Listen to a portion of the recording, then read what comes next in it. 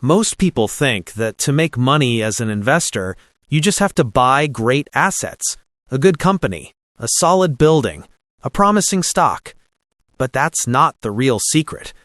The real secret, as legendary investor Howard Marks says, is this. You don't make money by buying good things. You make money by buying things for less than they're worth. And in this episode, we're going deep into that simple but life-changing philosophy, how investors like Marks, Buffett, and Munger think differently, act patiently, and survive the chaos of the market. So grab your coffee, sit back, and let's decode how you actually make money as an investor. Why investing is harder than it looks.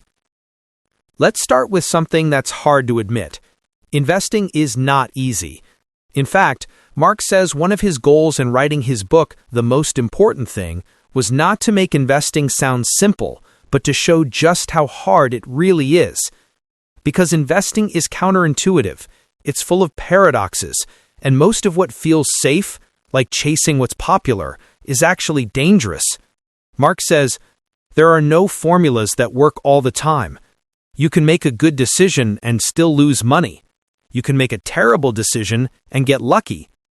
So success in investing isn't about being right every time. It's about thinking correctly most of the time and surviving long enough for those decisions to compound. Randomness, the invisible force. Let's talk about one of Mark's favorite ideas, randomness. He credits Nassim Taleb's book, Fooled by Randomness, for reshaping how he views markets. Taleb argues that in finance, luck often masquerades as skill. When someone shows a 50% return, most people say, wow, genius. But in reality, maybe that person just got lucky once and mistook randomness for mastery. Marx reminds us that you can't judge a decision by its outcome. Think about that.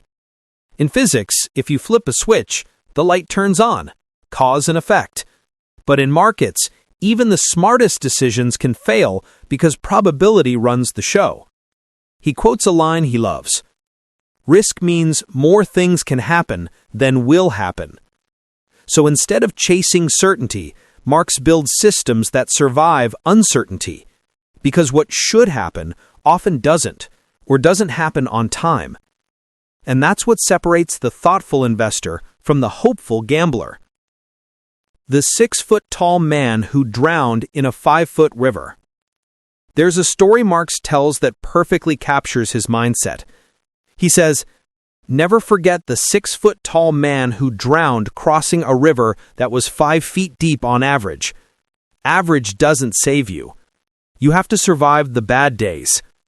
A portfolio that shines in bull markets but collapses in bear markets isn't a good portfolio. It's a ticking time bomb. Marx built his entire career around one idea. Risk control comes first. At Oaktree Capital, his motto is, if we avoid the losers, the winners will take care of themselves. Most investors chase return. Marx chases survival. Because if you can't stay in the game, you can't win the game. The loser's game. How not to lose. Marx loves using analogies, and one of his favorites comes from Charles Ellis's classic essay, The Loser's Game. Ellis compared investing to tennis. Professional players win by hitting winners, fast, perfect shots that the opponent can't return. Amateurs, they win by simply not making mistakes. They just keep the ball in play until the other person hits it into the net. Investing, Marx says, is like amateur tennis. It's a loser's game. You win not by brilliance, but by avoiding stupidity. That means don't overpay for what's popular. Don't take risks you can't survive. Don't swing for home runs. Protect your capital. Or as Marx puts it, the difficulty of getting it right is what makes defensive investing so important. It's not flashy, but that quiet discipline is what builds fortunes. The negative art of investing. When Marx later studied the 1940 edition of Security Analysis, the Bible of value investing, he found a line that blew his mind. It said, Bond investing is a negative art, meaning success doesn't come from picking winners, it comes from avoiding the losers. If you buy 100 bonds and 90 of them pay as promised, those 90 all pay the same. You don't win by picking among them, you win by avoiding the 10 that default. That's what Marx calls the art of subtraction. Excellence doesn't come from being brilliant, it comes from being careful. And that idea applies everywhere: stocks, real estate, even crypto. If you can avoid the big mistakes, your natural winners will shine through. It's not exciting, but that's how compounding quietly works in your favor. The philosophy of Oaktree Capital. When Marx co-founded Oaktree in 1995, he and his partners wrote down 6 principles. They've never changed a word since. Here's his playbook. Risk control comes first. The goal isn't to beat the market, it's to never blow up. Consistency beats brilliance. Be above average all the time, not amazing once in a while. Forget macro forecasts. Nobody knows where interest rates or inflation will go, and acting like you do is dangerous. Buy value, not momentum. Invest where price is below intrinsic worth. Be contrarian, but not crazy. Opportunity lives where others are afraid to look. And avoid the left tail. If you remove the disasters, the winners will take care of themselves. That's how Oaktree became one of the most respected investment firms in the world, by focusing on what most people ignore: the downside. The psychology of cycles. Marx has a favorite saying: what the wise man does in the beginning, the fool does in the end. Every trend starts logically. Things are cheap. People see opportunity. Then prices rise, excitement builds, and more people join in. Soon, it's not about logic anymore. It's about momentum. First come the innovators, then the imitators, and finally, the idiots. That's how every bubble forms and bursts. And that's why, as Marx says, the less prudence with which others conduct their affairs, the greater the prudence with which we must conduct ours. When everyone is greedy, it's time to slow down. When everyone is fearful, that's when real opportunity hides. Forecasting is a fool's game. People love predictions: where the market's heading, what the Fed will do, when the next crash will come. Marx thinks it's all noise.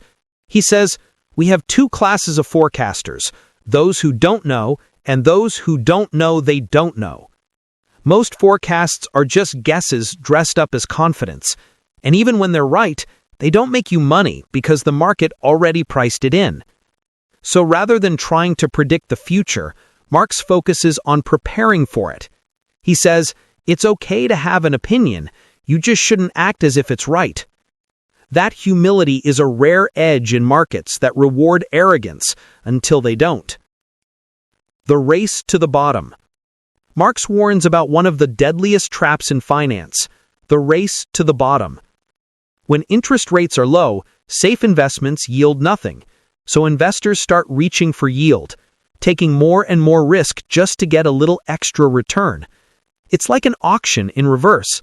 Instead of bidding prices up, investors bid yields down and protections away. Marx tells the story of a guy watching football getting a statement from his money market fund that shows a 0% yield. He calls his broker and says, "Get me out of this fund that pays 0 and put me in one that pays 6. He doesn't know what he's buying. He just wants yield. That's how bubbles form. That's how crashes happen. And that's why, as Marx says, end almost every memo with one phrase: move forward, but with caution. Because when everyone else stops worrying about risk, that's when risk is greatest. The real secret. So after decades of memos, crashes, booms, and bear markets, how do you actually make money as an investor? Marx's answer is simple. Buy things for less than they're worth. Focus on price versus value, not popularity. Control risk before chasing return. If you stay alive, Compounding will do the heavy lifting. Think independently, but stay humble. Contrarian, but not crazy. Accept randomness. Don't confuse luck with skill. Be patient. Value takes time to be recognized. Avoid the big mistakes, because investing, at its core, is about staying in the game. That's it.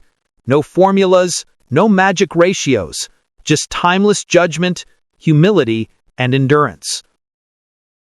Closing thoughts. Howard Marks likes to say, investing is not meant to be easy. If it were, everyone would do it well. In a world obsessed with shortcuts and get-rich-quick ideas, his philosophy feels refreshingly grounded. Buy below value, control risk, avoid stupidity, be patient. That's how wealth is really built. Slowly, quietly, and with great respect for uncertainty. So the next time you hear someone brag about doubling their money overnight, remember, they might just be fooled by randomness. But the investor who thinks clearly, acts prudently, and holds patiently, that's the one who wins in the end. You've been listening to PyUncut Investing Insights. If you enjoyed this episode, follow us for more deep dives into the psychology and philosophy of money. Until next time, invest thoughtfully, live patiently, and remember, the goal isn't to look smart, it's to stay solvent.